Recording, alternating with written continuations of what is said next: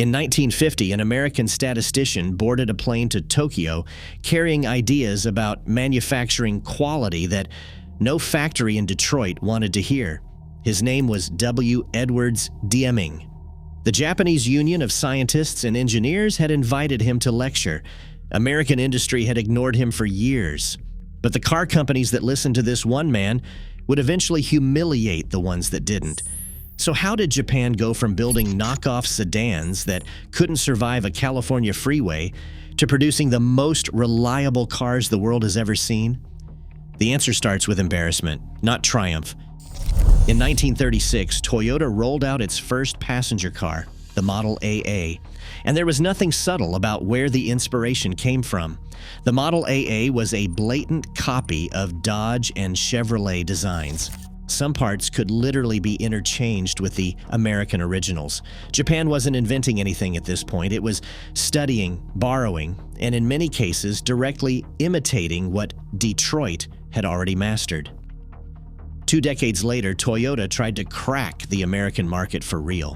In 1957, a small delegation arrived in California with a vehicle called the Toyopet Crown.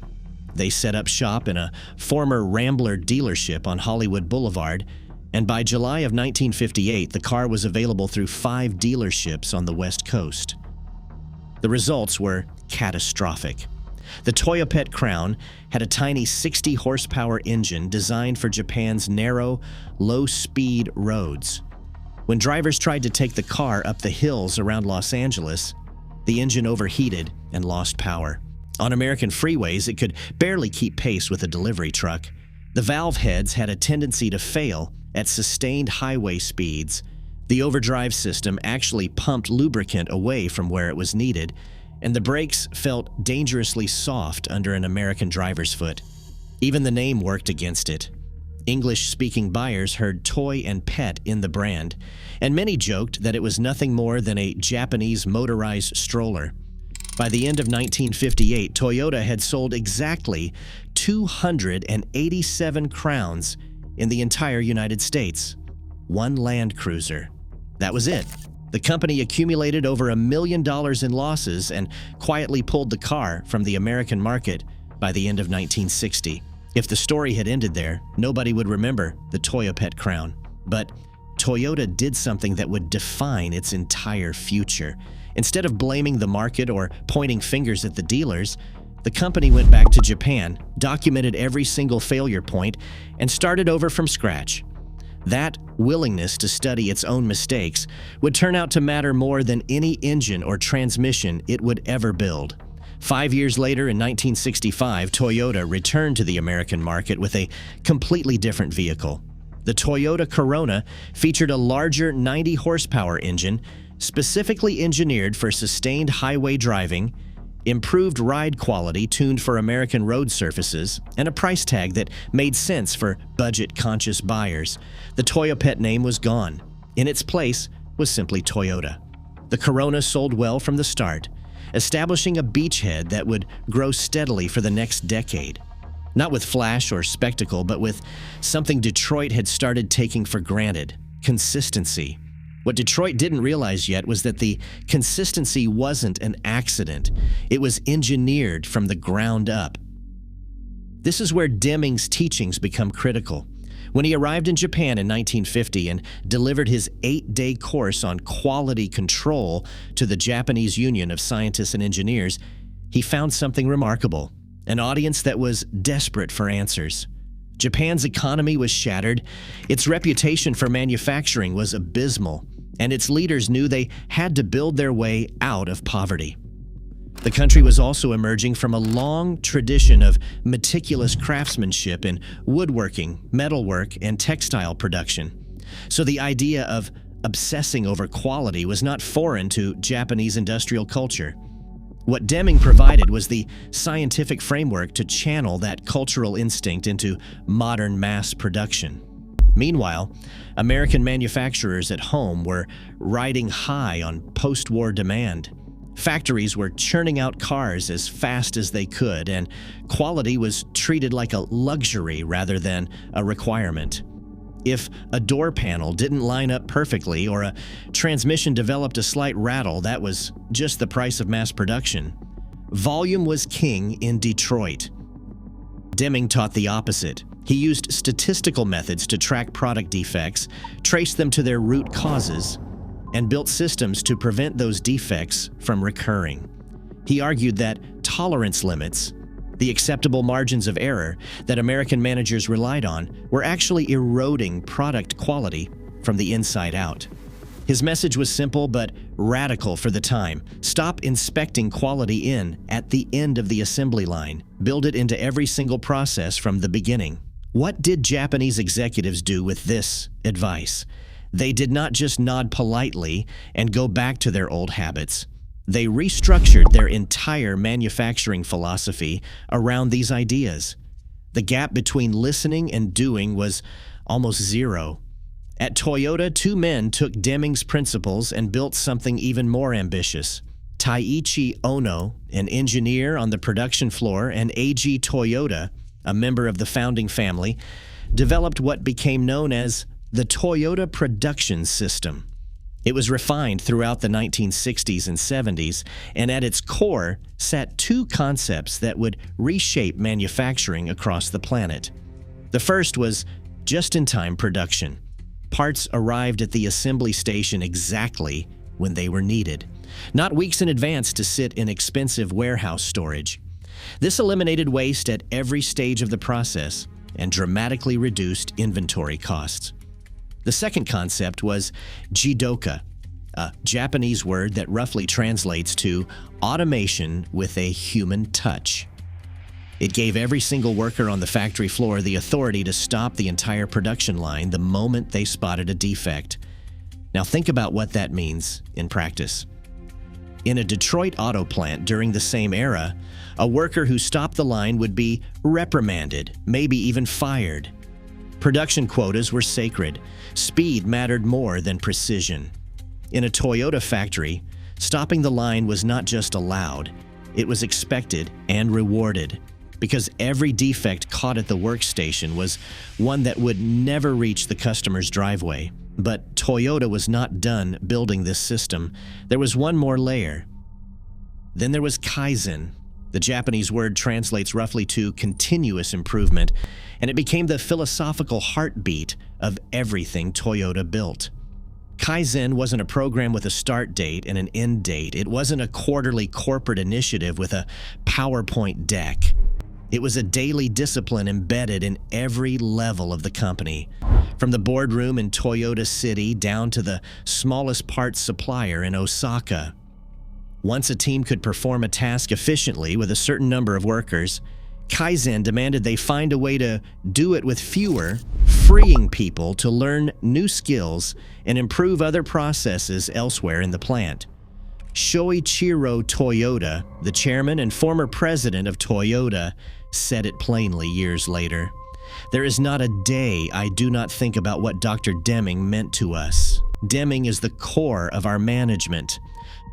But the timeline on the Toyota factory floor matters enormously at this point in the story. While Toyota was quietly perfecting its production system through the 1960s, Detroit was enjoying the golden age of American muscle. Big block engines, long chrome hoods, vinyl bench seats, and gasoline that cost roughly 25 cents a gallon.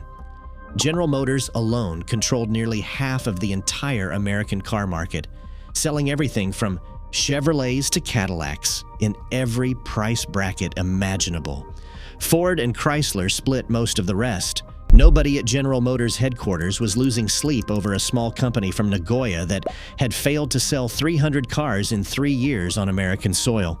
The domestic manufacturers were too busy counting money to notice the quiet revolution happening on the other side of the Pacific Ocean. Then came October 1973, and the ground shifted beneath the entire industry. The Organization of Arab Petroleum Exporting Countries announced an oil embargo against nations that had supported Israel during the Yom Kippur War. Practically overnight, the price of gasoline in the United States quadrupled, jumping from about 25 cents a gallon to over $1. Gas stations across the country ran dry. Drivers waited in lines that stretched for 2 and 3 hours just to fill their tanks. The American Automobile Association reported that up to 20% of gas stations in the country had no fuel at all during the worst weeks of the crisis. The massive V8 powered sedans and station wagons that Detroit had been churning out for decades became financial anchors overnight. Consumers who had never considered a foreign car in their lives walked into dealerships asking a question that would have been unthinkable just months earlier. What's the most fuel-efficient car on this lot? The answer was almost always Japanese. The Honda Civic, the Toyota Corolla, and the Datsun lineup were exactly what the moment demanded. Small, reliable, and staggeringly fuel-efficient compared to anything rolling off the assembly lines in Michigan. Japanese market share in the United States surged from roughly 9% in 1976 to 21% by 1980. By the end of the 1980s, imports captured 28% of the entire American car market. Meanwhile, General Motors saw a 34% drop in sales, and Ford's decline reached a devastating 47%. If you're finding this useful, hit subscribe. We cover the real stories behind the cars every week. Detroit scrambled to respond with its own compact car offerings. But the deeper problem wasn't just vehicle size. The quality gap had been widening for years, silently and steadily. And the oil crisis simply ripped the curtain away from what had been true all along. Japanese manufacturers had spent 2 decades refining their processes with statistical rigor, while Detroit had been chasing quarterly profits and treating quality as somebody else's job. What came next made the quality gap between Tokyo and Detroit even harder to ignore, but it wasn't just about numbers anymore. One comparison from this era is almost too perfect. When both an American and a Japanese automaker set out to design a new vehicle during the same period, the Japanese manufacturer, using quality function deployment, had its design finalized before the first car came off the assembly line. The American manufacturer was still making design changes months after production had already started. Japanese companies had also simplified their option packages to just 2 or 3 preset configurations per model, while a Detroit order sheet could stretch to dozens of pages, listing hundreds of possible combinations of colors, trim levels, and accessories. Every additional option created another chance for something to go wrong on the factory floor. The Japanese approach meant fewer errors, lower costs, and a more consistent vehicle rolling out the factory door every single time. Now, Detroit's executives weren't blind to what was happening. By the late 1970s, the evidence was impossible to ignore. Teams from both Ford and General Motors began making regular visits to Toyota's operations in Japan, trying to understand what was happening inside those factories. Larry Sullivan from Ford wrote about his 1982 visit and noted something sobering. Quality in those Japanese companies meant something fundamentally different from what it meant in the United States. It was, in his words, a totally different discipline. The Americans weren't just behind on technology, they were operating under an entirely different understanding of what a well-built car even looked like. Could the Japanese approach work outside of Japan, though? Was it really a transferable system, or was it somehow tied to Japanese culture and work ethic in ways that couldn't be replicated?